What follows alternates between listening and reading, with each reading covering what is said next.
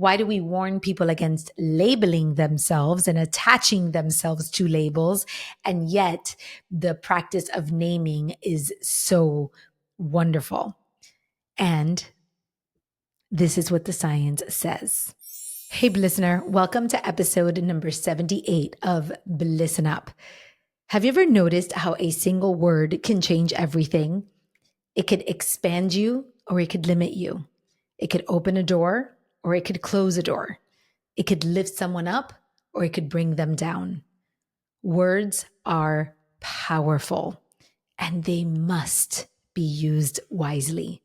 One of the things I focus most in my work is making sure that the language you iterate into this world is meaningful, purposeful, and expansive. And that's why today's topic is so important. I want to talk to you about naming, which is the second step in my Live with Intention framework.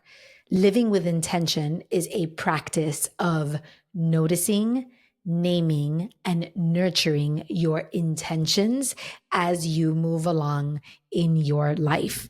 And naming is a crucial step in the process. However, I have a question that has been lingering for a while, and today I'm going to share the answer with you. Why is it that sometimes names can be so expansive and other times they can be restrictive? Today, I'm going to share with you the difference. And the difference is in naming versus labeling. So before we get into the science behind it, I want to share with you how I was even introduced to the power of naming. This started years ago, long before I was coaching or in this business. It was as a result of taking a parenting course. It was called Positive Parenting Solutions by Amy McReady. And she had these tools that she taught parents in having positive relationships with their kids. So one of the tools that she had was spending one-on-one time with your child, and she gave it a name. She called it mind, body, and soul time. And the intention behind this time was to spend one-on-one time with your kid, be fully present and engaged, and do something that the kid enjoyed. That was the whole point of it all. Well, when I was introduced to this concept, I loved the idea of naming your time with your child because it went from spending quality time with your kid to creating something that felt sacred. And because I was so enamored with that idea, I got creative and decided to name my time with my children uniquely tailored to each child. So that was when Mustin Time, Mayan Time, and Mommy Time was born. And it was the first time that I had named an intention. My intention was to spend quality time with each one of my children one-on-one. And the name for that time was Mustin, Mayan, and Mommy Time. Ever since I created that name, I began nurturing that intention mindfully.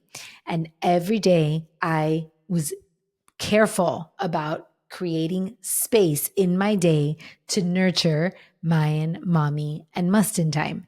And as the years went by, that time became even more expansive as I found creative ways to nurture that intention.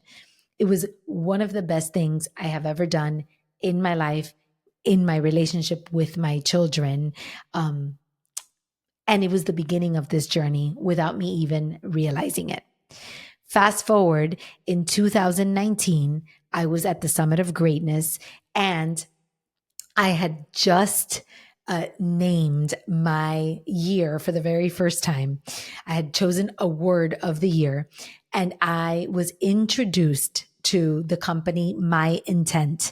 My Intent is a bracelet company where they inscribe your intentional word onto a bracelet and you get to wear it. And they had a kiosk at Summit of Greatness and they were making bracelets for people. You would give them your intention and they would make the bracelet. Well, Ever since I saw that bracelet, my life was forever changed. I decided that I would name my word of the year every year, and I would inscribe it into this bracelet, and I would wear it all year long.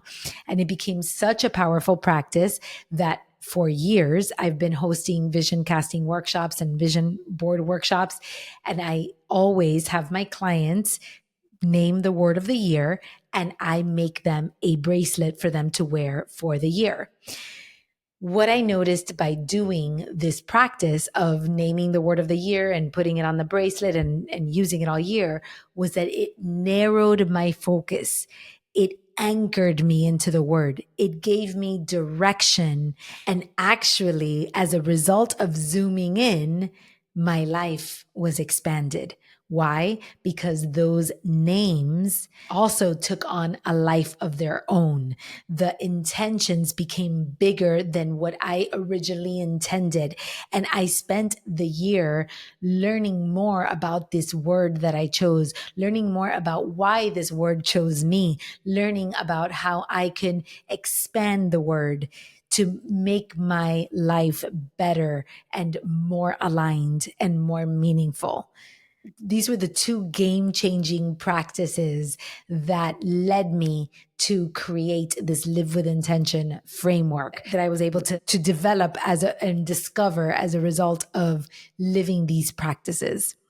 But now we bring it back to that initial question that was tugging at me, which is why is naming so expansive and powerful when we warn against labeling so often? If naming is such an expansive practice, then what's wrong with labeling? What is at the surface, under the surface of labeling? Why is it that one of them is something that we should be careful with? Like you never want to label someone anxious or depressed, or label your knee the bad knee. You when you label something, you restrict it. So why do we warn people against labeling themselves and attaching themselves to labels? And yet the practice of naming is so wonderful. And this is what the science says. Naming is a conscious act of awareness. It helps us identify, relate, and connect without boxing something in. Labeling, on the other hand, is our brain's shortcut. It categorizes and closes the loop. It says, this is what it is, end of story. Our brains are wired to categorize things quickly, which helps us make sense of the world. But that efficiency can come with a cost. In a 2007 study from Psychological Science, neuroscientist Matthew Lieberman found that when people named their emotions, activity in the amygdala, the brain's fear center, decreased. They literally started saying that you have to name your emotions to tame your emotions. That's where that came from. But then, by contrast, neuroscientist Norman Deutsch explained that repeated labels strengthen neural pathways, which make it harder to rewire your behavior. So when you label yourself as anxious, for example, you start to fuse identity with an emotion. And then the brain is hardwired to treat that label as truth. So basically, naming expands, labeling limits. That's it. Naming expands, labeling limits. And then I'll take it a step further, taking it from the scientific perspective to the spiritual perspective. Wayne Dyer, may he rest in peace, used to say that the name of God is I am. I am is the truest expression of God. When you attach labels after the sentence I am, you are misusing the sacredness of God. You are using God's name in vain. So if you say, I am anxious, I am worried, I am fat. I am ugly. I am depressed. I am terrible with relationships. When you use these words, you are decreasing the divinity of the word. You are limiting the divinity of I am. So even beyond the scientific reasons as to why we shouldn't label things, the spiritual part of it discourages you from labeling yourself as well. Honestly, I've seen labels create exclusion. When you label a group, you often exclude people from that group, right? When you label yourself a certain thing, it's to the exclusion of everything else. And sometimes that gives us a sense of belonging. So we use it sparingly. But other times it creates limitations around our lives. And that's something that's important that we want to focus on. So here's a practice that I want you to think about this week. Notice what labels you are using in your life. Catch yourself. Pay attention to when you say I am and what follows those words. Are they in support of your highest version of yourself? Are they expansive words? Or are they limiting words? Are they wiring your brain to limit your possibilities and your potential? Then reframe with curiosity. So, for example, if you're feeling anxious, instead of saying, I am anxious, you can reframe with, I am experiencing anxiety.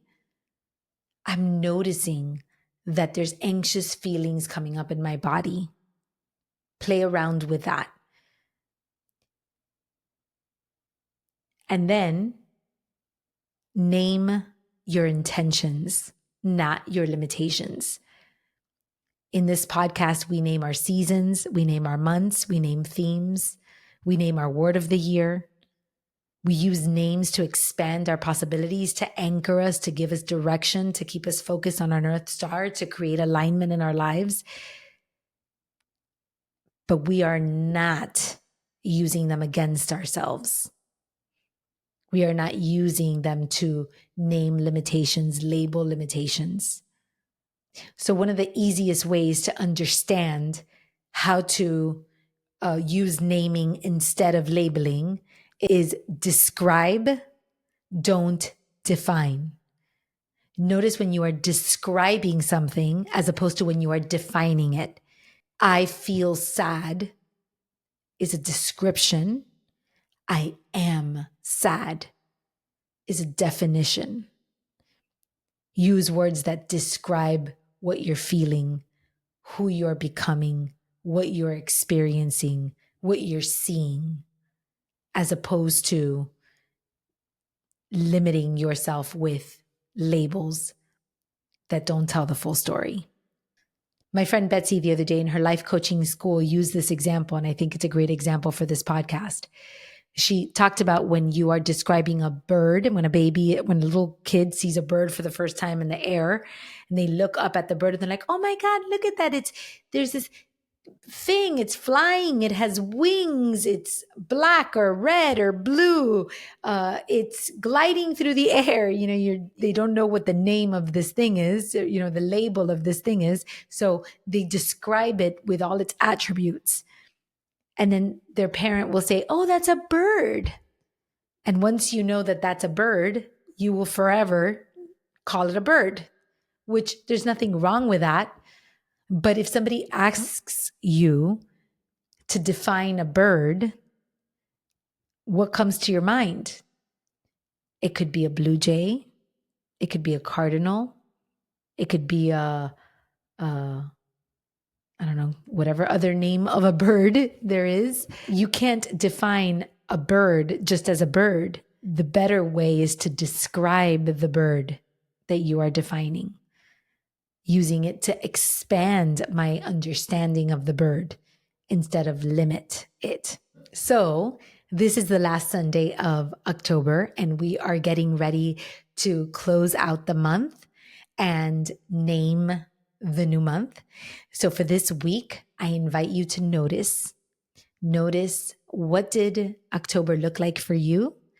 In my case, my theme for October was orderly October. So I'm going to spend some time in reflection to notice what was orderly. What am I proud of? What order did I bring into my life? What do I want to carry forward into the next month? I invite you to do the same with your intention.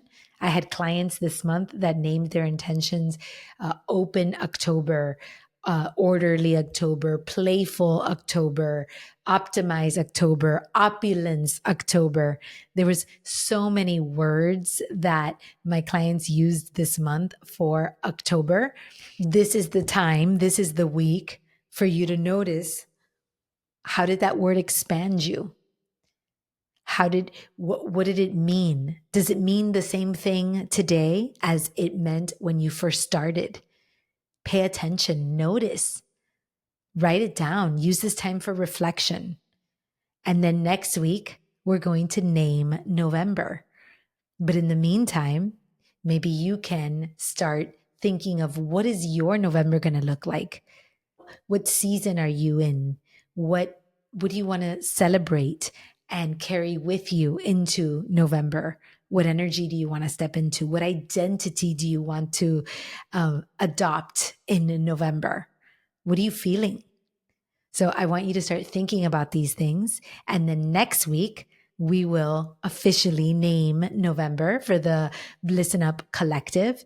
And of course, you are always welcome to use my name and my theme to expand your life, or you can adopt your own, because there are no rules, there are no limitations, there are only rhythms that we follow. Rhythms in support of living an expanded, aligned, and meaningful life. So I hope that this episode has served you and that it will encourage you to continue to name your intentions and live a life that sparks bliss. Happy Sacred Sunday, and I'll see you next week. That's it for today's episode. Thanks so much for being here. I am deeply, deeply grateful for this time to connect. If you're loving this podcast, I'd love if you could support me by subscribing, rating, and or leaving a review wherever you listen to podcasts. Those reviews help us so much. And if you know of someone who could really use a voice like mine in their head, please share this with them and let them know how much you care about their bliss. Now, if you are feeling called to dig deeper and really work on elevating your mindset, wellness, and your relationships to create a healthier, happier, and more meaningful life, then I invite you to schedule a 60-minute complimentary consultation with me. Let's have a meaningful conversation and see if working together is in our future. You can find the link to the calendar of consults right there in my show notes, but you can also connect with me on my website, carolinedeposada.com, or just send me a DM on Instagram at Caroline de Posada.